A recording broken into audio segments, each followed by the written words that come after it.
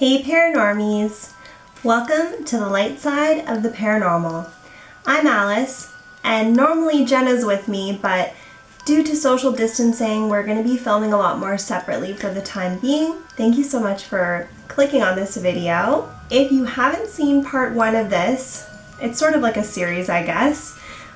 We will put the link up here, so you should definitely check that out because we're going to be talking about the final entity that haunted the McPhail Street house, concluding the McPhail Street Hauntings mini-series. If you've never seen our videos before, hello and welcome. We usually film videos regarding paranormal topics, and we also touch on spirituality to an extent as well. So if you're into that, you should definitely keep watching.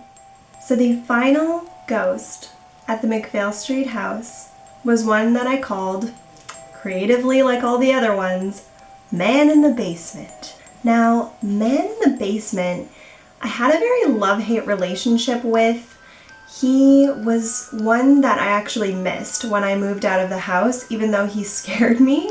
And I know that that probably sounds so weird, but I'll explain. Man in the Basement might be the dude who pokes his head around the corner into the kitchen from the basement stairs, like I mentioned in our previous video regarding this. I'm not sure if it's the same because I haven't seen Man in the Basement very clearly and directly, the way that I've seen some of the other entities in that house. It all started with the feeling of being watched. Now, our basement, as I may have mentioned in our previous video, was unfinished. And unfinished basements are always kind of dingy and scary and dark and gloomy and all the bad things to begin with, but I'm telling you, there was something about this one in particular. We had our laundry down there, and anytime I was doing laundry, I always felt like someone was behind me staring at me. Like, you know, in social situations with live humans, how you can usually feel someone staring at you and then you kind of look at them and then there's that awkward interaction. So it was that feeling. So the way that the basement was laid out is there was sort of like a woodworking garage-esque area behind where the laundry was, and it didn't have walls really up around it, but there were partial walls and beams and things kind of signifying like this is this, separate from the rest. And so when you're bent over putting things in the dryer, for example, behind you, if someone were to be standing in the woodworking area, that's where I kind of felt like he was. Like it was just like standing back there staring at me.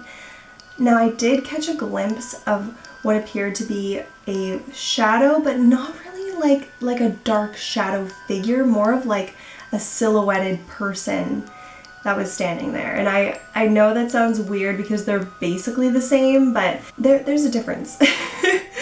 And he was very tall. I would say probably like 6'3"-ish, and always very like standing super straight, and not like me. Horrible posture. It just freaked me out every time I would catch a glimpse of him, and that feeling of being watched was there from the day we moved in until the day we moved out, every time I was in the basement, especially doing laundry. I should also mention that there was this very weird wine cellar, you could call it, cold storage, you could call it, just beside the laundry area. And for a lot of the time that we lived there, it was locked, and then randomly it was unlocked. That was fun. I always got very weird vibes about that door, about that space. I don't know if he was connected to that. I don't know if that's where he was residing. For the most part, I'm not sure, but it was just god-awful. Now, things started to escalate with Man in the Basement. I would be, say, carrying up a load of laundry up the stairs, and I felt as though there was a male presence, definitely a male presence. Like, even if I didn't see him, I knew it was a man just based on the feeling in the room. There was a male presence directly behind me, like so close that I could feel the breath against my hair. And it was almost like he was so close behind me, rushing me up the stairs. and then I would go faster and he would go faster and I would go faster, and it was like this like force pushing me out of the basement up the stairs. That was probably my least favorite thing that he would do all the time. And then one time I went down into the basement and I could see a male figure standing in the corner that was like partially lit.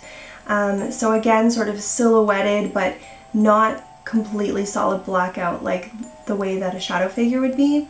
And I was getting the sense that he maybe was involved in the military in some sort of way. I was really vibing like a very proud soldier. Now, where we live, there is a very large military presence, so I don't know if he was involved in the military from where we are and then maybe passed away and that was where he was living, so he just like living.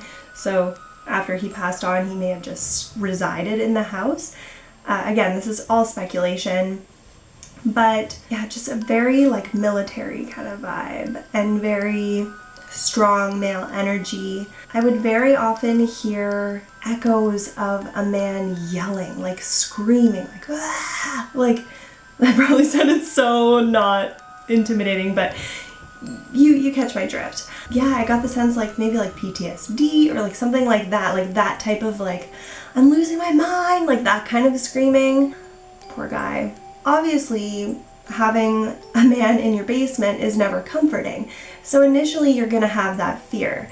But the more time that we lived in the house, we lived in it for about 2 years, the more and more time that we spent there, I was starting to get a change of heart about man in the basement, and I started to feel bad for him. I started to really feel for him, and I realized that the screaming and the anger and the negative energy associated with the basement and with him would stop and subside if I would sing to him.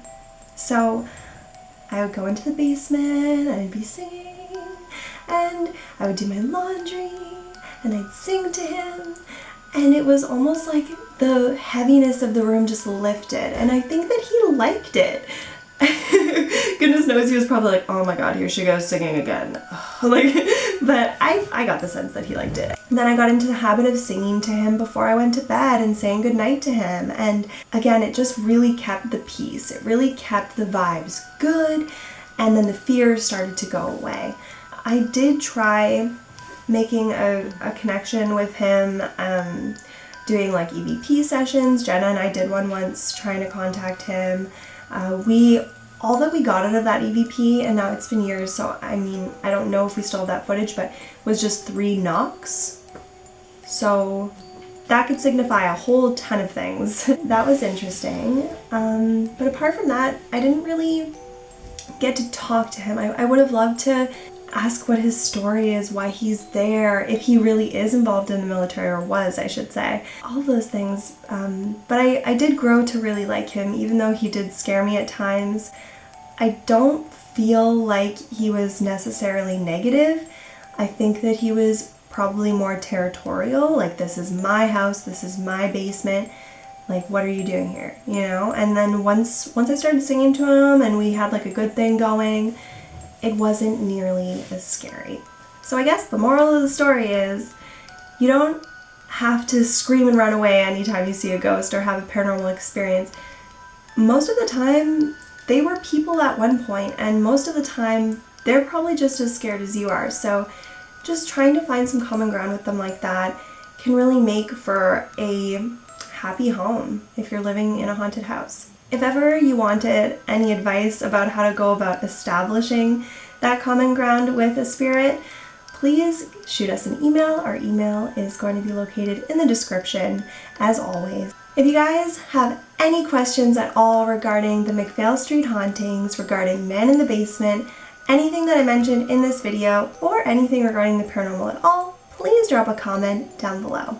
Like this video, I know that it's short and sweet, but I just really wanted to share with you the Man in the Basement because he's kind of special. Like I was saying, like this video if you enjoyed it, if this was an interesting story to you, and if you like paranormal topics in general. Please subscribe for more content like this. Jenna and I work really hard to put out videos every single week. We really put a lot of thought into what we put on our channel, so it really means so much if you wanted to be a paranormie and join our family. This was super fun. Thanks for sitting down and chatting with me today, and we will see you guys next time. Bye!